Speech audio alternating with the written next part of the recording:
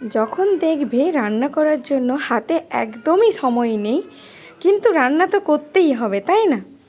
বা কখনো দেখবে খুব কম সময়ে চিকেন রান্না করার জন্য একটি সহজ রেসিপি, কিভাবে অল্প সময়ে অল্প কিছু ব্যবহার করে খুব সহজ পদ্ধতিতে তোমরা কিভাবে চিকেন বানাবে, আবার সেটা ভাত বা রুটির সাথে পরিবেশন করবে।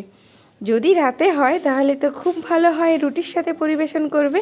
আর যদি দিনের বেলা হয় তাহলে ভাতের সাথে। টেস্টের কিন্তু কোনো কমতি হবে না। Hi hello viewers, welcome to my channel my style my choice, your new cooking destination. চলো আজকের রেসিপি চিকেনের রেসিপি, তাও আবার খুব কম সময়ে কিভাবে সহজ পদ্ধতিতে বানাবে, রেসিপিটা দেখে নাও।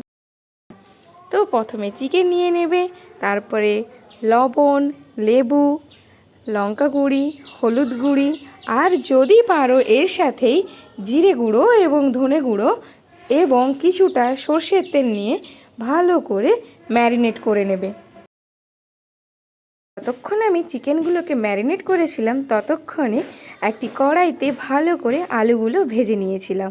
তারপরে সেই আলু ভাজার তেলেই অল্প পরিমাণ জিরে, শুকনো লঙ্কা, এলাচ, গরম মশলা ফোড়ন দিয়ে তার মধ্যে রসুনটাকে দিয়ে দিলাম। রসুন বাটাটা ভালো করে লাল হয়ে গেলে এর মধ্যে পেঁয়াজগুলো দিয়ে দিলাম। জাস্ট 5 মিনিট অপেক্ষা করবে, দেখবে পেঁয়াজগুলো লাল লাল হয়ে আসবে। এর মধ্যে আদা বাটা এবং টমেটো কুচোগুলো ভালো করে দিয়ে দেবে। আরও 5 মিনিট অপেক্ষা করবে আদাগুলো আর টমেটোগুলো ভালোভাবে মশলার সাথে মিশে যাওয়া পর্যন্ত। এরপরে একটু কাশ্মীরি লঙ্কা গুঁড়ো বা নর্মাল লঙ্কা গুঁড়ো দিতে পারো। যেহেতু ম্যারিনেট করার সময় লঙ্কা গুঁড়ো দেওয়া ছিল, তাই জন্য তোমাদের পরিমাণ মতো তোমরা লঙ্কাটা দেবে। সব কিছু মশলা ভালো করে মেশানোর পরে একটু অপেক্ষা করার পরে তোমরা যে ম্যারিনেট করা চিকেনটা রেখেছিলে সেই চিকেনটা এর মধ্যে দিয়ে দেবে। ভালো করে নাড়তে থাকবে। চিকেনটা দেওয়ার পরে ভালো করে কিন্তু কষাতে হবে। হ্যালো বন্ধুরা, ভিডিওটি শুধু দেখো না, অবশ্যই একটি লাইক এবং কমেন্ট করো।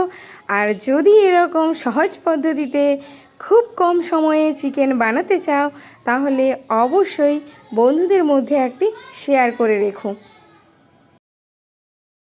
10 মিনিট ভালো করে কষানোর পরে দেখবে চিকেন থেকে কি সুন্দর তেল ছাড়তে শুরু করেছে এবং চিকেনটা বেশ ভালো ভাজা ভাজা হয়ে এসেছে।